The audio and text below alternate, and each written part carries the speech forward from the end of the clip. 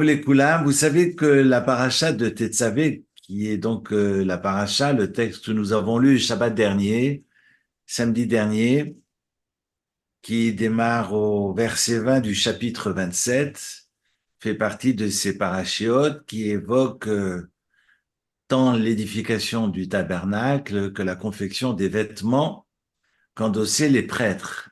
En l'occurrence, le grand prêtre Aaron à Cohen, Aaron qui est mentionné dans le texte pour rappeler que finalement, les prêtres d'aujourd'hui ne sont que les héritiers de Aaron à Cohen.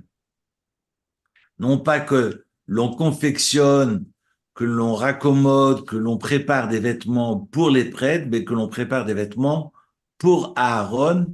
Et comme je l'eusse écrit vendredi, il s'agit des personnes finalement qui ont transformé le monde, outre le roi David, mais Moshe Rabbeinu et Aaron, qui ce dernier se réjouissait que son petit frère soit porté à ce point, soit mis sous les feux de la rampe, lui, ça l'a tellement gratifié, il était heureux pour lui, heureux pour son petit frère, et ce qui est aujourd'hui difficile d'imaginer que l'on puisse mettre en avant le second sans avoir les honneurs.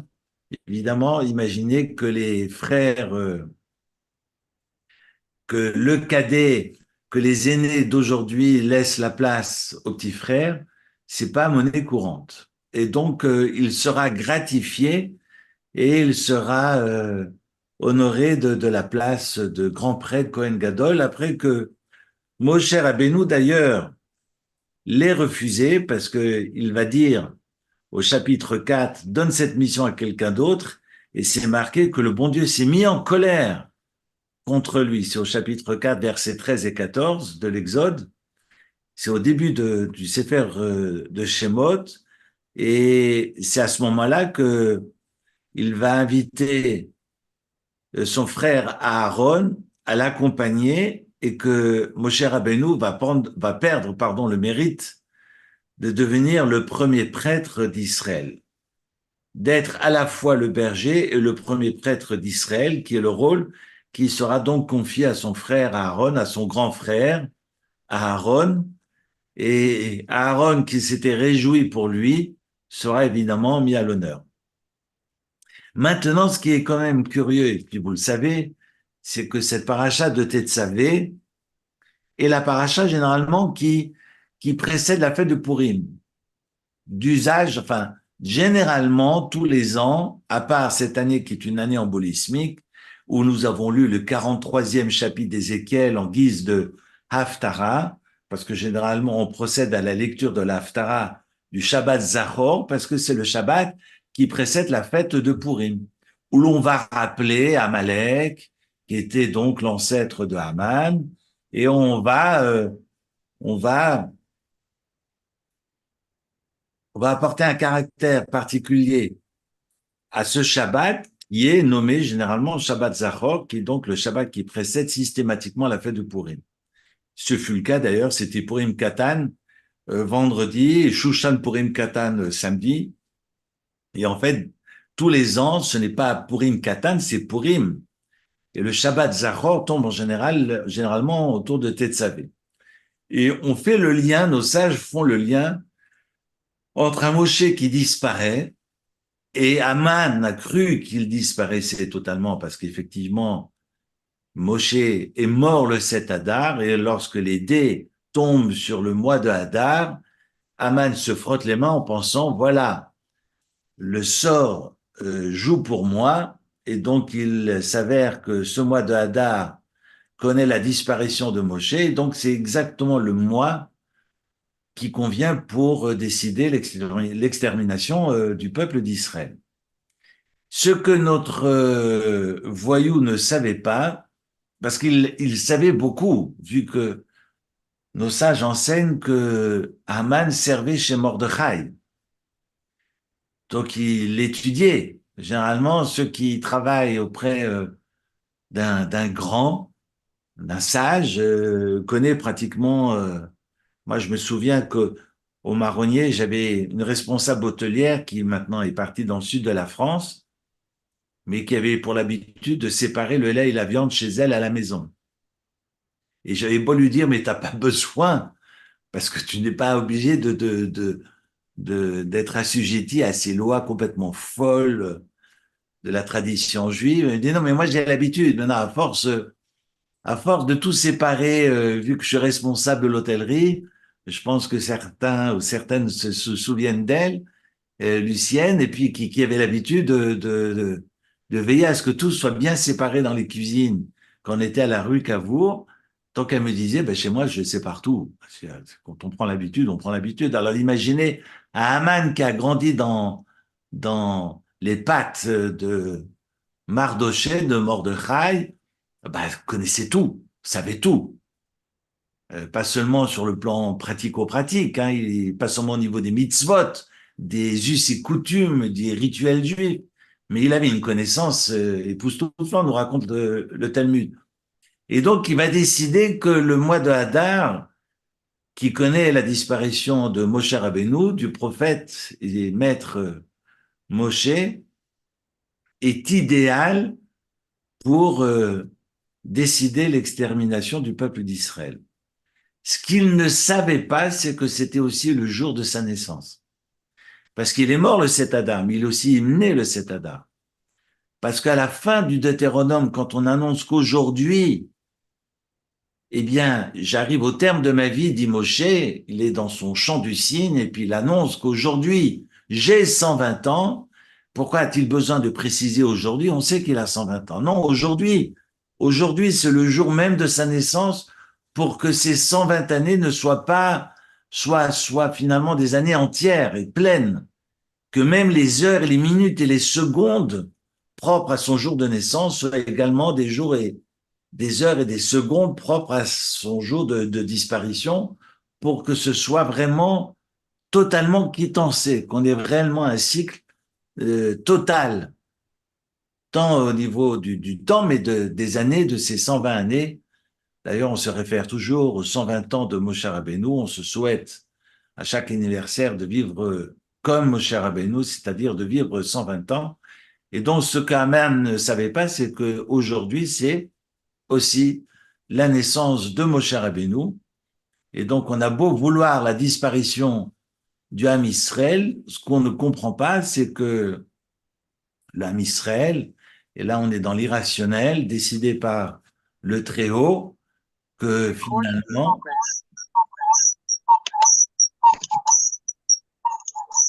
ah, il faut désactiver, voilà, le son, comme ça tout va bien. Et donc, c'est également un jour de renaissance. Pourquoi je dis ça? Parce que ce qui représente le mois de Hadar, contrairement à tous les signes du zodiaque, qu'on retrouve d'ailleurs dans la tradition juive, on sait que le bélier est au singulier, que le verseau est au singulier, les lions sont pas les lions, c'est pas la reine totale, mais c'est qu'un seul lion. Mais pour les poissons, on parle pas du poisson, on parle des poissons. Parce que le mois de Hadar est représenté non pas par un poisson, mais par les poissons. On parle des dagim.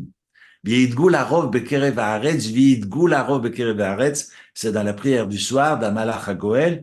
On se souhaite évidemment cette multiplication de la bénédiction à l'image de ces poissons qui multiplient, raison pour laquelle, vu que le mois de Hadar est un mois de bracha et de bénédiction, si j'ai envie de dire, comme je le disais l'autre jour, si vous avez des contrats à signer, c'est maintenant qu'il faut le faire.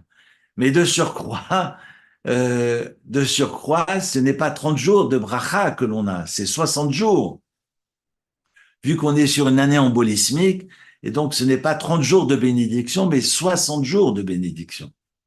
Parce qu'on a Hadar 1 et Hadar 2. Et de surcroît, vous connaissez les lois de Batel Beshishim, vous savez que quand vous avez malencontreusement, si involontairement vous avez fait tomber quelque chose de tareb qui n'est pas cachère dans une casserole ou mijote un plat qui est cachère, eh bien, si vous allez voir le rabbin, après que ce morceau soit tombé dans la marmite, vous dira s'il y a 60 fois l'unité de ce qui est tombé, alors votre casserole, vous pouvez la manger. A posteriori, non pas qu'a priori, je prends un morceau de pied de cochon que je jette dans la marmite, évidemment, loin de là, mais on n'est pas dans un a priori, mais a posteriori, vu que la quantité est 60 fois supérieure à ce qui est tombé et que tout est mélangé et pas reconnaissable, alors vous pouvez le manger. Pourquoi j'avance cette idée-là? Parce que j'ai entendu un rabbin qui disait que ces 60 jours du mois de Hadar, eh bien, on se statue de Batel Béchichim. Quelles que soient les difficultés que nous traversons, eh bien, s'auto-annule dans ces 60 jours du mois de Hadar, parce que c'est pas seulement 30 jours de réjouissance et de joie, mais 60 jours, tout est doublé, et donc raison pour laquelle nous pourrions connaître la joie et la fin de nos tristesse actuelle. Et nous prions en ce sens. Ce que je souhaite aussi rappeler, c'est que Dag, qui est le poisson, en hébreu, représente la lettre Dalet et Gimel, mais dans l'autre sens, à l'envers. Parce qu'on sait que le Dalet apparaît après la lettre Gimel dans l'alphabet hébraïque. Dalet veut dire Dalut, Dalet c'est la porte, mais Dalut ça veut dire la misère. Et Gimel, Gomel Chesed, veut dire entraîner le bien, gratifier, apporter la bonne parole. Et donc, l'idée que nous démarrions, que nous traversions d'alout la misère et les difficultés, eh bien, dans ces difficultés germe la lumière et germe ce Gomel Chesed et va nous permettre de connaître la résilience, en tous les cas, la lumière et la capacité à rebondir, et c'est ce que je nous souhaite, raison pour laquelle ce guimel apparaît après la lettre Dalet, pour justement conjurer cette misère et nous permettre de goûter à nouveau au Tov, de goûter à la lumière, à ce qui a à ce qui augure de mieux pour nous tous. Ça, c'est pour le mois de Hadar, qui est un mois, et finalement, on a pensé qu'on est arrivé au bout, vu que l'extermination du peuple d'Israël est une extermination, contrairement à Hanouka, qui fut spirituelle, il s'agit d'une extermination physique, corporelle. Et cette extermination, finalement, va disparaître, enfin, cet édit, cette décision d'extermination disparaîtra. Aman et ses enfants furent tués. Ça n'a pas été simple pour Mordechai de changer le cours de l'histoire, parce que quand vous avez envoyé des missives, l'ordre sur tous les États, les provinces de la Perse, qui fut d'ailleurs le pays, le territoire le plus vaste de l'histoire de l'humanité, plus vaste que l'URSS avant la chute du mur de Berlin, c'est dire, raison pour laquelle on sait qu'Assuérus, qui a récupéré tous les biens du premier temple de Jérusalem, va non pas livrer bataille pour conquérir tous ces territoires, contrairement à certains Russes aujourd'hui, mais il va préférer, pour aller convaincre tous ses rois et ses ministres, ouvrir les coffres forts de ses palais et montrer sa richesse. Et plus je montre que j'ai des Rolex au poignet, plus les gens s'inclineront et se prosterneront à moi. C'est ce qu'Assuérus fera d'ailleurs. Le Midrash nous racontera qu'il va réunir plus de 5400 objets, certains diront 5400 vêtements, récupérés dans le temple de Jérusalem, et donc il va organiser 180 jours de festin. Alors imaginez 180 jours de festin, cela signifie qu'il va présenter 15 objets ou 15 vêtements le matin, 15 l'après-midi. Parce que vous multipliez 30 objets présentés à tous ces rois et ces ministres sur 180 jours, vous arrivez à vos 5400 objets ou 5400 vêtements qui ont été volés dans le temple de Jérusalem. Vous savez que dans le temple de Jérusalem, il n'y avait aucun métal. Le métal n'a pas sa place dans la maison de Dieu, vu que le métal est un matériau pour tuer, et donc toutes les armes n'ont pas leur place. On utilisera le cuivre, l'or, l'argent, on en a parlé la semaine dernière, et donc même les vêtements étaient brodés, étaient tissés aussi avec de l'or.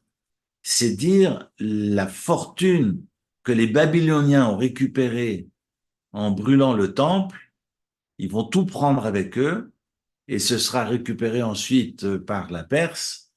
Et on comprend qu'Assuérus s'est voulu impressionner finalement le monde entier, parce que rappelez-vous, le Midrash nous dit que le monde entier avait peur du roi Salomon et que le monde entier offrait, apportait des offrandes au temple de Jérusalem. Donc il y a une aura autour du roi Salomon et autour du temple de Jérusalem qui force finalement l'admiration et le respect des pays alentours. On sait que la Mésopotamie est la puissance finalement et la région la plus rayonnante de l'humanité. On va donc avoir des civilisations successives qui vont vouloir s'approprier ces terres parce que c'est de là que rayonne finalement et c'est là que qu'on nourrit à tous les niveaux le monde alentour. Alors Assuérus, évidemment, va vouloir forcer le respect de tous ses rois en montrant ses tanks et ses canons et ses avions et ses F-16. En tous les cas, il va montrer les biens qu'il se trouvait en son temps dans le temple de Jérusalem. Et cela comprend évidemment tous ses vêtements. Les vêtements dont on parle dans la paracha d'aujourd'hui.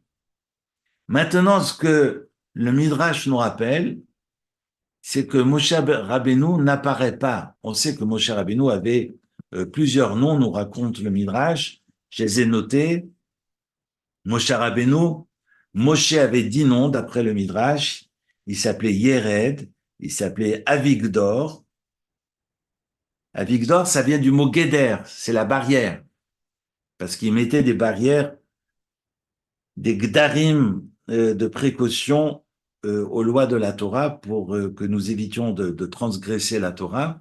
Donc Avigdor, c'est un nom de famille qu'on connaît bien, mais j'ai appris Shabbat dernier, en tous les cas je me suis rappelé qu'Avigdor fait partie des surnoms de Moshe Rabbeinu. En tous les cas, Moshe Rabbeinu avait aussi le nom de Chever, il avait aussi le nom de Avisocho, il avait également le nom de Yekutiel, qui vient de Kavé, de espoir. Il avait aussi le surnom de Aviz Noir. Il avait également le nom de Shmaya, de Ben Etanel, de Lévi, et puis également de Tovia. Quelqu'un m'a dit, ah bon, Tobia, oui, Tobia ou Tovia en hébreu. Tov, ça veut dire bon parce qu'il est né, totalement, d'abord il est né circoncis, c'est ce que le Midrash nous apprend, et sa mère a vu qu'il était effectivement Tov, qu'il était entier, complet, déjà euh, Mahoul, et donc il avait été appelé Tobia. Mais curieusement, tous ces noms n'ont pas été retenus par la Torah. C'est le nom que Bathia, fille de Pharaon, a, euh, a donné à Moshe. Qui minamai mishitu, parce que Bathia a tiré Moshe des eaux, et c'est le fait de l'avoir tiré, mishitiu, que ce nom de Moshe va apparaître. Et c'est ce nom-là qui sera gardé par le bon Dieu. On sait que à ce moment-là, c'est une discussion dans le Midrash. Si Bathia était en train de se convertir, c'est pour ça qu'elle est allée vers le Nil pour se tremper. Est-ce que c'était en guise de conversion ou pas? Mais je ne veux pas rentrer dans ce débat. Mais en tous les cas, Bathia est portée au nu par la Torah parce que c'est grâce à elle que Moshe Rabbeinu va non seulement est né, mais va continuer à vivre et à être élevé dans le palais du roi, grâce à Bathia, à la fille de Dieu. C'est la signification de Bathia. Donc, ce qui est magnifique, c'est que Moshe Rabbeinu, qui est un nom qui a été donné par Bathia, son nom n'apparaît pas du tout dans la paracha. Pourquoi son nom n'apparaît pas du tout dans la paracha? Parce que dans la paracha de Kitissa que nous lirons Shabbat prochain, qui raconte le manque de patience, s'il y a une chose dont il faut se rappeler de la paracha que nous lirons Shabbat prochain, c'est la question de la savlanout, de la patience, parce qu'il a suffi de 6 heures pour que la mort frappe le Ham Israël après la faute du veau d'or, 6 heures.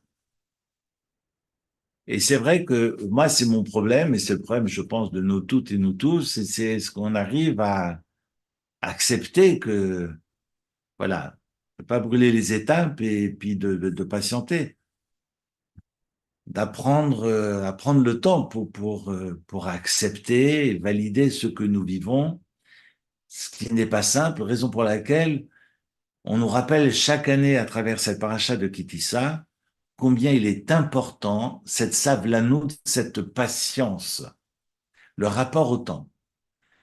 On en reparlera la semaine prochaine si vous êtes d'accord. En tous les cas, Moshe Rabbeinu ne redescend pas au grand désespoir du Ham Israël qui s'est trompé dans leur montre suisse, descendra après 6 heures, c'est-à-dire non pas le 16 Tammuz, mais le 17 Tammuz, et il va y avoir cette faute du veau d'or, où le bon Dieu va vouloir faire disparaître tout le peuple d'Israël, et Moshe Rabbeinu va dire au bon Dieu, Im aïn mechenina misifrecha. De grâce, si tu ne veux pas les faire disparaître, alors fais-moi disparaître de ton livre. Im aïn, si c'est non, alors mechenina, je vous donnerai le chapitre après, mechenina misifrecha, fais donc, euh, fais-moi disparaître de grâce de ton livre. D'ailleurs, c'est intéressant que mes sifrecha de ton livre, évidemment, on parle du Sefer Torah, mais sifrecha, on peut le découper en deux, mais à Sefer K, la lettre Kaf, qui a pour valeur numérique, correspond effectivement à cette 20e paracha. Parce que si vous faites le décompte, on a 12 parachiotes dans Bereshit, Bereshit, Noach, Lech Lecha, Chaïsera, Vaera, Toldot, Vaïtse, Vaïshlach, Vaïshev, Miketz, Vaïgash, Vaïchi, ça fait 12. Et pour Shemot, vous avez Shemot, Vaïra, Bo, Beshalach, Yitro, Mishpatim, Teruma, Tetzavé, c'est la 8e. Et 12 plus 8, on atteint les 20. Et donc, Messifrecha, de ton 20e livre, tu me fais disparaître, et la 20e Sidra, le 20e Sefer, c'est donc la paracha de Tetzavé, d'où le nom finalement de Moshe Rabbeinu n'apparaît absolument pas dans la Sidra d'aujourd'hui. D'autres diront, non, c'est parce qu'on veut mettre en avant son frère, c'est pour ça que le nom de Moshe Rabbeinu n'apparaît pas dans le texte. Mais ce qui est sûr, c'est qu'on sait que, comme le souligne le Midrash, c'est que le fait que les paroles d'un tzaddik, quoi qu'il arrive, même si finalement les conditions afférentes ne sont pas réalisées, ne sont pas remplies, mais que les paroles d'un sage se réalisent quoi qu'il arrive. C'est pour ça qu'on va, même le tzaddik, qui est réellement dans une humilité qui force le respect, pas quelqu'un qui pavane comme un dindon sur les parvis, mais quelqu'un qui est réellement un sage, on va vers lui pour avoir une bénédiction et il se sent être le canal de quelque chose qui le dépasse complètement. Et toutes les bénédictions d'un sadique, généralement d'un sadique, d'un sage, se réalisent. Et on a beaucoup d'histoires en tête, d'histoires où on va poser la question à un rebbe, au rabbi, à des sages qui, dans toute leur humilité, essayeront de donner quelques orientations et qui, très souvent, ou voire tout le temps, se réalisent. Donc, on sait très bien que si Moshe Rabbeinu a osé dire au bon Dieu, ben, je préfère disparaître, le bon Dieu est obligé finalement de le faire disparaître de la paracha de Tetzavé.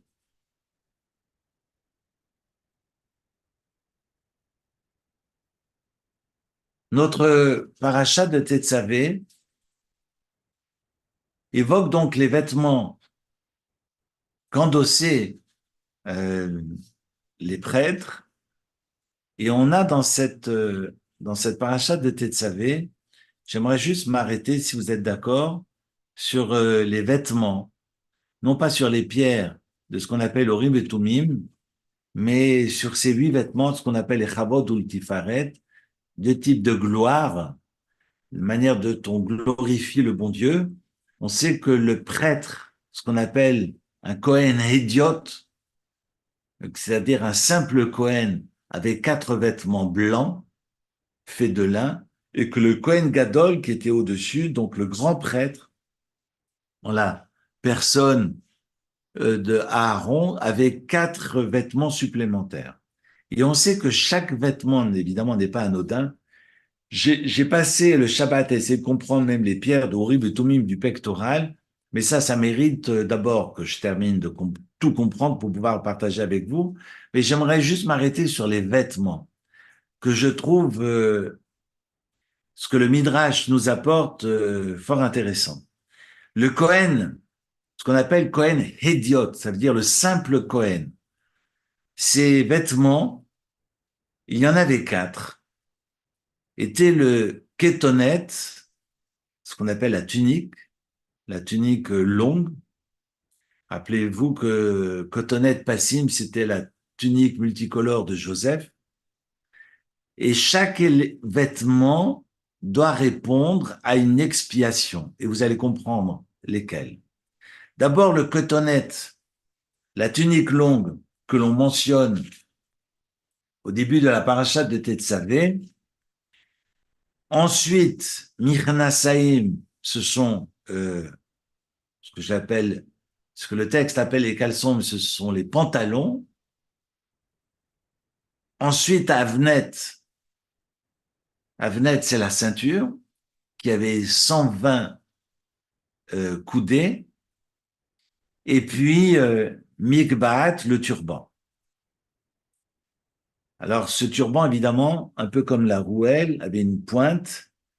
Mais ce qu'il faut comprendre, c'est que c'est pas le même turban qu'avait le grand prêtre. Parce que le grand prêtre apportait également ce qu'on appelait le tzitz, cette plaque qui était à même le front. Et le tzitz, rien ne pouvait dépasser le tzitz, même ses propres mains. D'ailleurs, je vais y venir. En tous les cas, vous aviez ces 4 vêtements faits de lin blanc sur les épaules du prêtre général, donc ce qu'on appelait la tunique longue, cotonnette, michna saïm, les pantalons, avnet, la ceinture, et mikbat, le turban. Le Kohen Gadol avait en plus 4 vêtements faits en or. C'était le méil, le manteau. Il avait également un mantelet sous le manteau qu'on appelait le éphod, et à ne pas confondre avec le pectoral qui était le rochen, d'accord? Et puis cette plaque sur le front, cette plaque frontale qu'on appelait le tzitz. Et chaque vêtement nous raconte le traité talmudique de Zvachim à la page 88. C'est passionnant. J'ai photocopié, alors j'ai pris en photo un texte parce qu'il n'existe pas en français. Mais j'ai pris la peine ce matin de prendre en photo le texte du traité Koren, traité talmudique qu'on a à la synagogue, mais qui est voyellisé. Donc, si vous arrivez plus ou moins à lire en hébreu, j'ai le texte voyellisé avec toute la ponctuation. Donc, c'est le texte talmudique, mais avec la ponctuation et la voyelle. Si vous avez le courage, en tous les cas, je vous l'envoie après notre rencontre de ce soir. Ce que le traité talmudique de Svarim nous enseigne, c'est que le ketonet, et vous imaginez bien, la tunique qui était longue faisait expiation pour le meurtre, qui ne pouvait être finalement condamné par le Beddin, car si les témoins faisaient défaut, on ne pouvait pas châtier la personne, l'accusé. Donc, il faut absolument que Dieu permette cette expiation, et c'est endossé par le Cohen.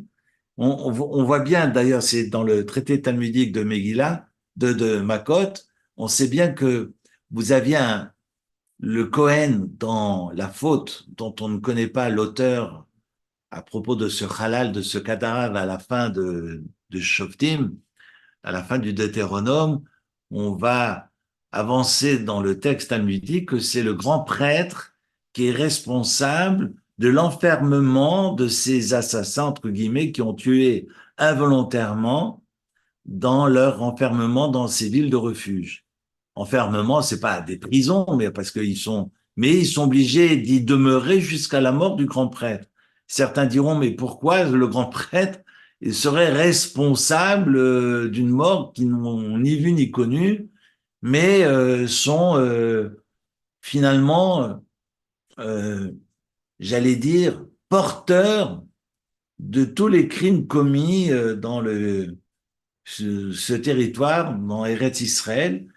Je rappelle juste que quelqu'un qui a tué involontairement, le Goël, le vengeur de sang, s'il n'est pas dans les murs de la ville de refuge où siègent tous les Lévi'im, tous ceux qui étudient, les Yeshivot se trouvaient dans les villes de refuge à l'époque du Temple. Eh bien, quelqu'un qui a tué involontairement, il est obligé de faire ses valises et d'aller y vivre jusqu'à la mort du grand prêtre. Parce que quand le grand prêtre va disparaître, il peut sortir et plus personne n'a le droit de toucher ne serait-ce qu'un cheveu de cet assassin qui a tué par inadvertance. Il n'a pas tué avec préméditation, mais voilà, sa cognée est partie en coupant l'arbre, et nous raconte le texte de la Torah. Et donc, il est obligé de fuir pour ne pas être tué par les vengeurs de sang. Et le texte talmudique nous dit, mais quel rapport avec le grand prêtre? Et le texte répond dans le Talmud, parce que si le grand prêtre avait suffisamment prié, personne ne serait mort de son vivant. Enfin, du temps de règne de ce grand prêtre. S'il avait été si inspirant, s'il avait pu être suffisamment inspirant, eh bien, rien ne serait arrivé du temps de son règne, entre guillemets. C'est extraordinaire. Donc, on raconte même que les mères de ces prêtres allaient apporter des gâteaux, aller nourrir ces assassins, entre guillemets, pour surtout que ces assassins potentiels ne prient pas pour la mort du grand prêtre, parce que c'est de par la mort du grand prêtre qu'ils sont libérés de ces villes de refuge. Alors, vous imaginez les mamans qui allaient apporter des tartes au fromage à tous ces gens-là pour éviter qu'ils prient pour la mort de leur propre enfant. Vous voyez un peu le calcul, jusqu'où va le Talmud. En tous les cas, j'imagine que quelqu'un qui a tué par inadvertance et qui se retrouve dans une ville où les gens étudient du matin au soir, du soir au matin, il a peut-être pas très envie d'aller ouvrir la porte d'une yeshiva le premier jour, mais il finit quand même par curiosiser, voir ce qui s'y passe. Et je peux vous dire, quand il y reste 3, 4, 5, 10 ans, il finit comme les Lévim du coin. Donc, ça le transforme. C'est pas possible autrement. Donc, quelqu'un qui a tué par inadvertance s'est transformé. Pourquoi je vous raconte tout ça? Parce que on fait porter le chapeau, si j'ose dire. C'est le cas de le dire, d'ailleurs. On fait porter ces vêtements aux prêtres parce que les prêtres endossent non pas la culpabilité, mais la responsabilité finalement de la sainteté du peuple d'Israël.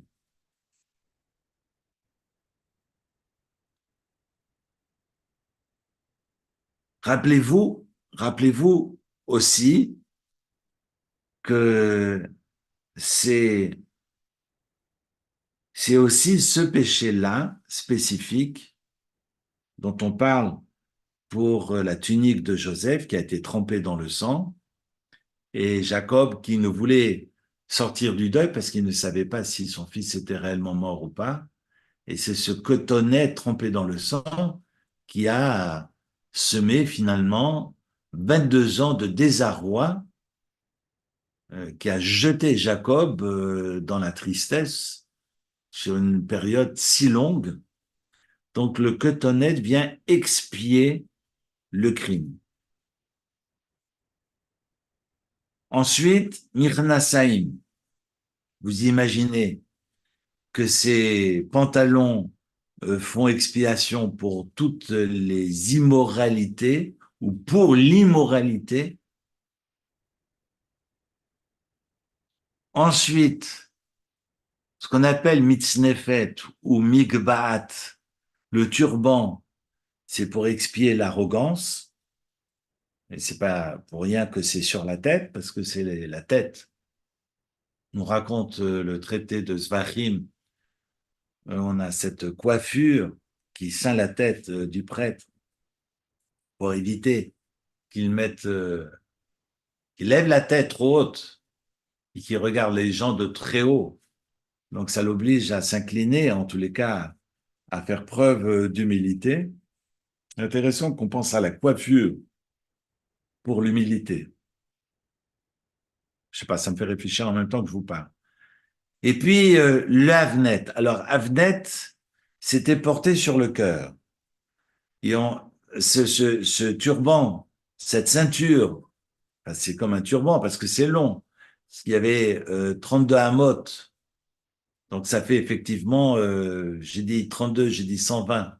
Non, 32 amotes. Donc, 32 coudées, pas 120 euh, coudées.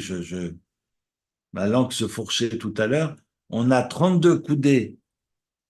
C'est bien long d'ailleurs, puisque c'est collé au cœur et ça doit expier toutes les mauvaises pensées du cœur et que le cœur a pour valeur numérique 32, lamed 30 et bête 2, et donc il y a 32 amotes, ce qui fait la moitié, plus ou moins 15 vu qu'on est plus ou moins à 50 cm, 50, 60, voire 80 cm, allez, je m'arrête à 50 cm pour une amas, 32 amotes, on est plus ou moins sur 15 mètres de long. Ensuite, vous aviez pour le Kohen Gadol, le Choshen, le pectoral, pour expier euh, tous les, euh, toutes les perversions dans le din, dans les jugements, qui est aussi porté sur le cœur. Ensuite, le éphod, c'est le mantelet pour la question de l'idolâtrie. C'est intéressant que, rappelez-vous le pectoral d'ailleurs, je lisais ce Shabbat, l'histoire de Achan. Vous saviez que il y avait des pierres. Alors, ce qui est intéressant de savoir pourquoi telle couleur pour telle tribu, ça mérite qu'on y passe des heures. D'abord, de comprendre les couleurs et pourquoi ces couleurs et pas d'autres, pourquoi le rouge pour telle tribu, pourquoi le bleu pour telle autre. Euh, alors, c'est vrai que le Midrash nous dit, ça, c'est le bon Dieu qui décide, on ne peut pas tout comprendre, mais on peut essayer de comprendre. Et là, ça mériterait d'abord que je comprenne, de pouvoir ensuite le partager avec vous. Mais on sait que, par exemple, quand Josué va conquérir la terre d'Israël, après la chute de Jéricho, va procéder exactement aux mêmes méthodes d'approche par rapport à la ville de Haï, mais ça va pas le faire. Parce que ce père de famille, Achan, de la tribu de Juda, aurait pris des affaires dans la ville qui précédait, et donc ils vont pas pouvoir conquérir la ville de Haï. Et Josué va venir devant le pectoral du grand prêtre et va demander au pectoral, j'aimerais savoir quelle est la tribu qui a fauté. Et la tribu qui a fauté, en fait, c'était la tribu de Juda, et c'était la pierre de Juda qui s'assombrissait. Toutes les autres pierres éclairaient, sauf celle-ci. Donc il a su, de par les Urim et Tumim, donc par le pectoral, que c'est la pierre de Juda qui mentionnait donc la tribu de Juda, que c'était cette dernière qui avait péché. Et donc, il va noter toutes ces familles sur des papiers, il va tirer au sort la famille de Han, et dans cette famille, il va refaire des papiers pour tirer au sort finalement ce dernier, et qui va avouer d'avoir effectivement pris des objets. Tout devait disparaître. On sait que ce qui appartient à Amalek doit totalement disparaître, même les objets, même les biens. Et donc, c'est Josué qui mettra au pilori ce Achan de par les messages transmis des Urim et Tumim. Donc, on voit bien que le pectoral a une importance capitale du temps du grand prêtre, donc dans le Beth Amikdash qui va suivre, ce pectoral qui va disparaître d'ailleurs après le premier temple de Jérusalem. Parce que ce pectoral disparaîtra comme le chandelier. Quand je vous ai envoyé ce film du chandelier, il s'agit du chandelier qui a été reconstitué pour le second temple, mais on sait que celui du premier a disparu, comme a disparu l'Arche sainte, comme a disparu les Krouvim, les chérubins qui étaient sur le propitiatoire de l'Arche sainte, comme le feu qui tombait du ciel pour les sacrifices, pour agréer les offrandes, a disparu lors du second temple de Jérusalem. La Mishnah est très claire sur ces 5 choses qui ont disparu lors du second temple de Jérusalem, raison pour laquelle le roi Salomon va construire des labyrinthes. Donc ça date pas d'aujourd'hui et de Gaza, mais il y a sous quelle boutade idiote, mais la montagne du Har Habayit, il y a des labyrinthes, et le roi Salomon va construire des cachettes et demandera donc aux rois qui suivront, eh bien, pour protéger le Aaron HaKodesh, d'aller cacher le Aaron si la montagne de Dieu tombe dans les mains des ennemis. C'est ce que fera le dernier des rois avant que Nabucodonosor n'entre dans Jérusalem, et c'est la raison pour laquelle le Aaron HaKodesh n'a jamais été retrouvé, à part Indiana Jones, mais le Aaron HaKodesh, l'Arche sainte, a disparu, et nous raconte le Talmud, sauf erreur dans Yoma, qu'il y avait une fois un prêtre qui avait vu une dalle qui était un peu plus surélevée que les autres. Il était persuadé que l'Arche sainte était là. Il va vite chercher ses amis pour leur montrer, et que sur le chemin pour aller les chercher, il est mort. Et que tous ceux qui ont essayé de chercher l'Arche sainte, qui est cachée finalement sur le Har Habayit, sous le Har Habayit, sur la montagne de la maison de Dieu, eh bien, n'ont pu donner, n'ont pu révéler quoi que ce soit, et que nous, on n'a pas l'obligation, on a l'obligation de ne pas chercher, on a l'obligation de nous occuper finalement des problèmes d'aujourd'hui, et ce qui appartient au bon Dieu, et pour la fin des temps, appartient à la fin des temps. Je reviens à mes moutons. On a effectivement ce pectoral, on a ce mantelet pour combattre l'idolâtrie, et on a, grâce aux vêtements des Kohanim et des vêtements finalement du Kohen Gadol, couvert les 3 péchés capitaux pour lesquels il faut se laisser tuer plutôt que de transgresser. Il s'agit évidemment du crime, Gilou Yarayot, hein, l'immoralité, l'inceste, et puis, et pas seulement l'inceste, toutes les immoralités sexuelles, et puis l'idolâtrie. Et on a ces 3 péchés, finalement, en les vêtements des prêtres. Je termine avec le tzitz et le meil. Le tzitz, c'est la plaque frontale où c'est marqué Kodesh Lachem.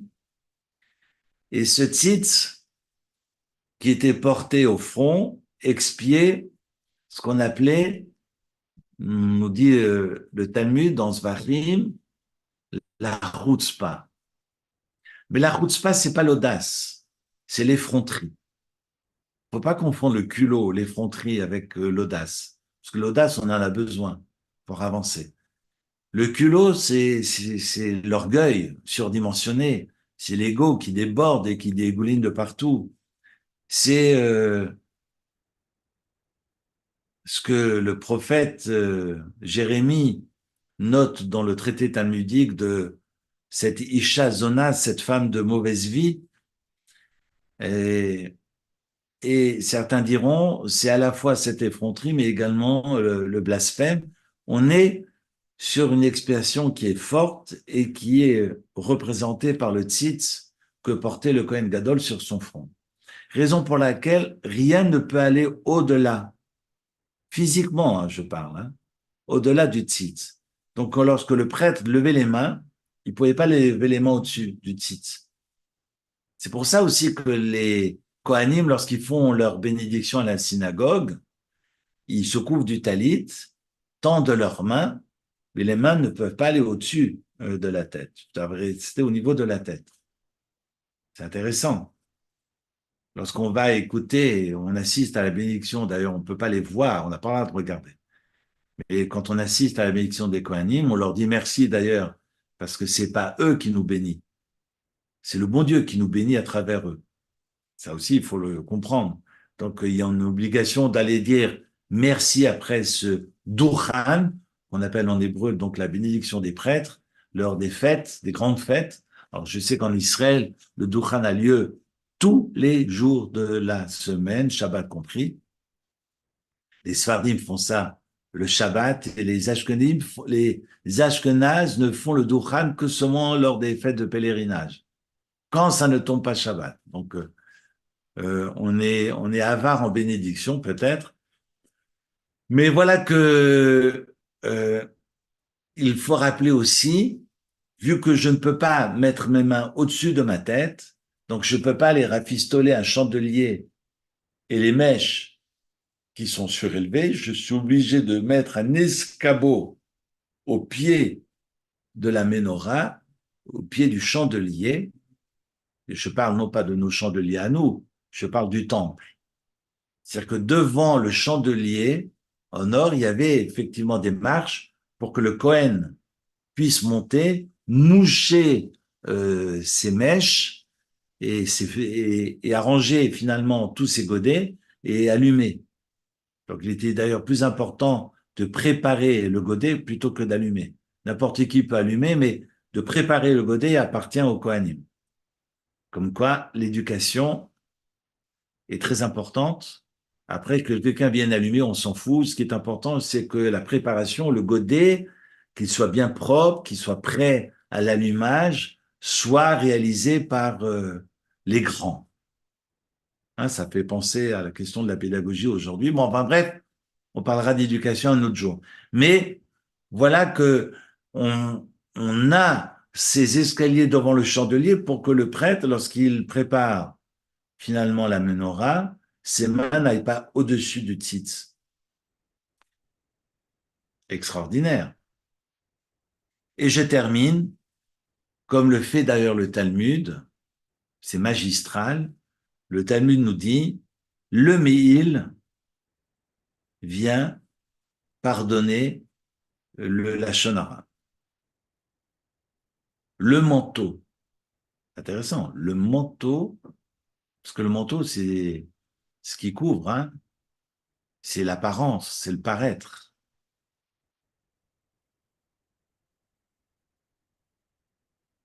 C'est ce qu'on fait paraître, c'est ce qu'on veut faire croire. C'est ça le Lashon Hara. Lashon Hara, c'est ce qui est juste et qui est totalement rat, comme je traduisais l'année dernière, la maldisance. C'est pas la médisance. La médisance, c'est la diffamation. La maldisance, c'est dire des choses qu'on n'a pas à raconter, on n'a pas à partager. Représenté par le manteau, mais pour un lashon hara commis publiquement. Je vous raconte que celui-ci a fait ceci, celle-là a fait cela, mais là on est sur du lashon hara. Je partage ce que je n'ai pas à partager. C'est évidemment pour le lashon hara qui est fait en public. En revanche, le lashon hara qui est fait en secret, eh bien, le me'il n'opère absolument pas. J'ai besoin du ktoret. J'ai besoin de ces parfums dont on parle dans la paracha, et on en parlera encore au début de la sidra de la semaine prochaine, au début de Kitissa, j'ai besoin de ces fragrances, de ces parfums que je viens brûler sur l'autel des parfums à l'entrée du Echal, du Baït, du Kodesh, pour justement conjurer, expier ce Lachon Hara fait dans le secret. Vous voyez que c'est absolument pas anodin, que chaque vêtement a une fonction, que même le Ktoret a une fonction, à tel point que le Shulchan Aruch nous dit il vaut mieux ne pas réciter le Ktoret que de le lire avec des erreurs, avec des fautes. Parce que ça peut se retourner contre soi. C'est-à-dire que je n'ai pas à réciter un texte comme les Tachanounim, comme les supplications. Quand on récite le Ktoret le matin, à défaut de l'apporter, parce qu'on ne peut plus l'offrir aujourd'hui, donc on le récite en guise de prière, mais ça remplace finalement toute l'opération d'antan. Et je brûle ces fragrances, et aujourd'hui je récite un texte du même acabit, de la même force, et si je n'arrive pas à réciter le texte comme il faut, ne mieux pas le réciter. Raison pour laquelle on raconte que le Ben Ishraï, à l'époque des épidémies, avait invité de ses, ses fidèles à lire le Ktoret aux quatre coins des villes pour que l'épidémie, les pandémies, c'était même pas des épidémies, c'était les pandémies, cessent. Et elles cessèrent de par la récitation du Ktoret.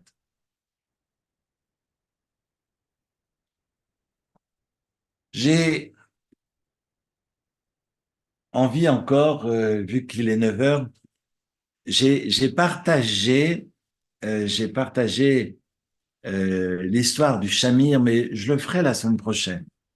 L'histoire, parce que je pense avoir eu le temps l'année dernière de vous raconter l'histoire de Hashmadaï, de ce Shamir, de ce ver, qui est un animal aquatique qui permettait de tailler la pierre et, et complètement fou d'imaginer un petit asticot puisse avoir une telle force.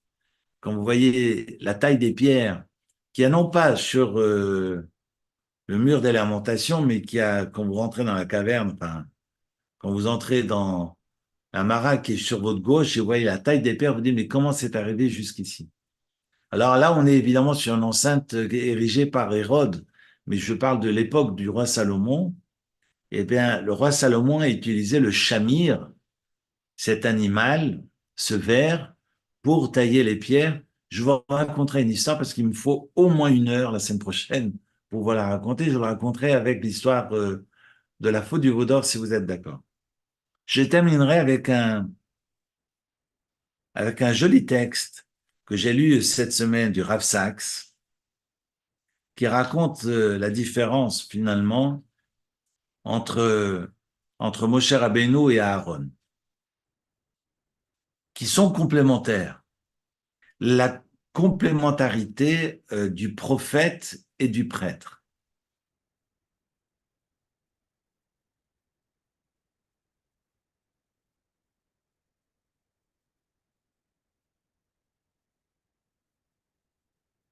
Le Hein Yaakov rapporte une histoire entre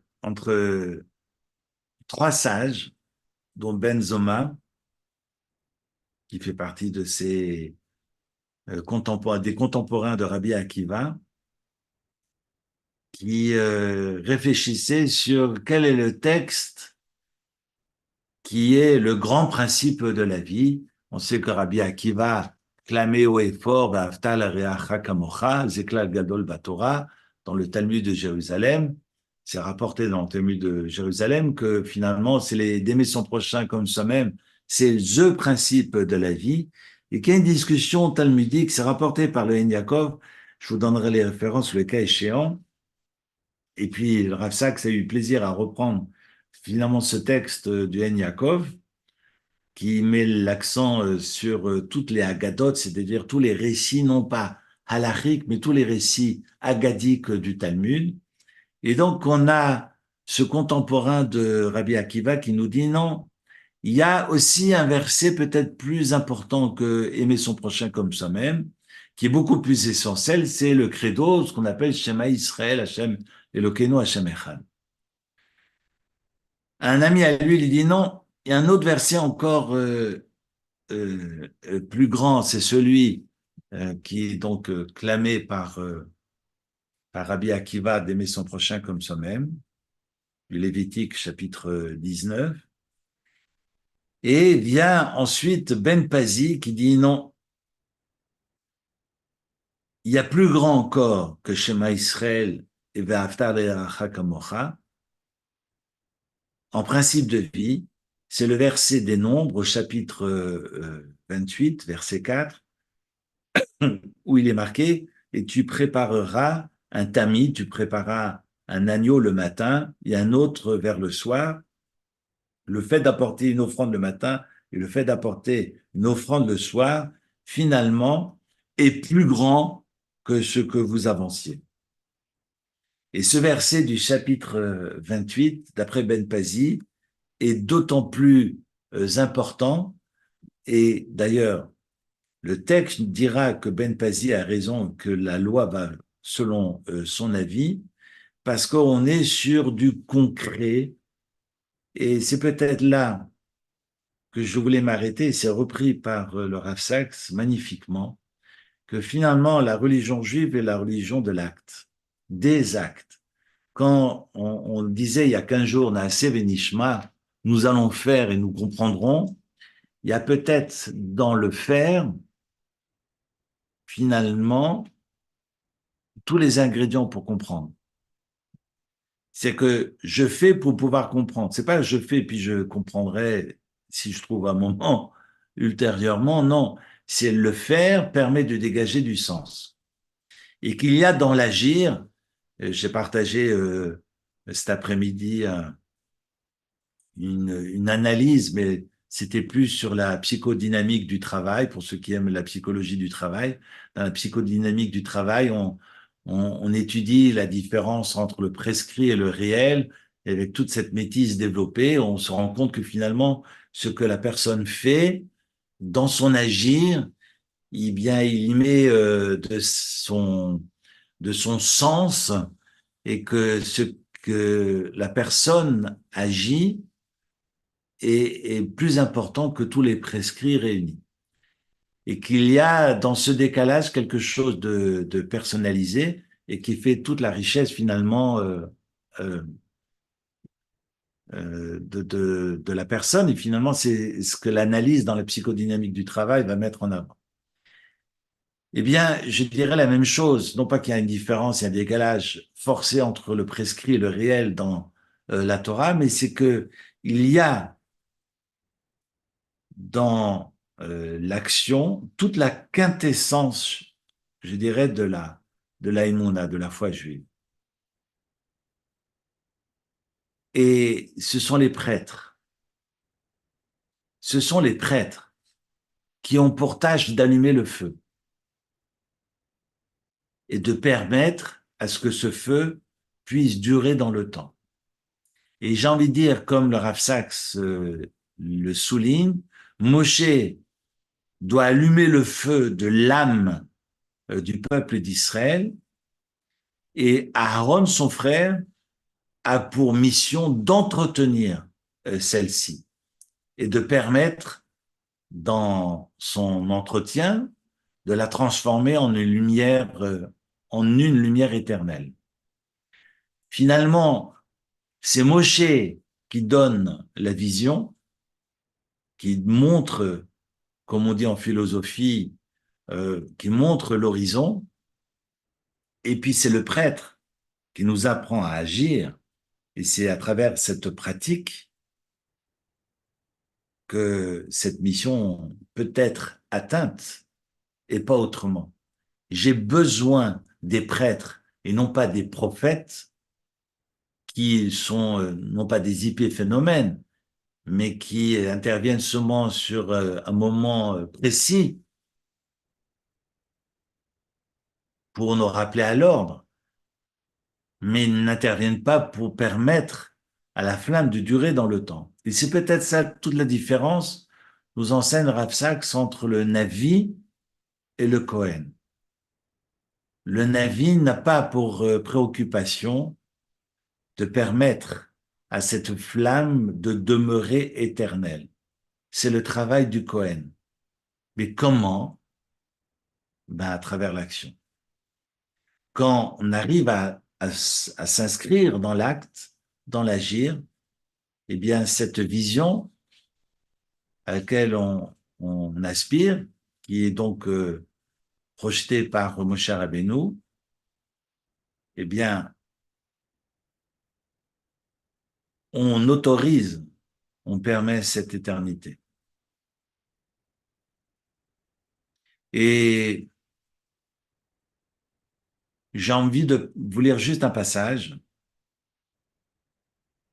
de Rav Saks, si vous êtes d'accord, et je terminerai là-dessus. Le judaïsme est une religion de rituels, d'actes répétés. C'est une religion de sainteté dont l'axe est la demeure du culte, institution qui a succédé au Mishkan. C'est une religion de l'éducation et les prêtres furent les premiers éducateurs.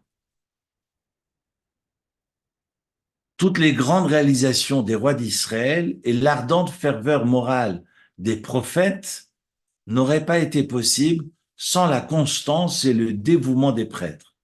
Sans le prophète, le judaïsme ne serait pas une religion d'histoire et de destin, mais sans le prêtre, les enfants d'Israël ne seraient pas devenus le peuple de l'éternité. Je trouve, ça sert à rien de paraphraser, je trouve le texte de Rav Saks divin, si j'ose dire. Toda Rabba, merci de votre attention.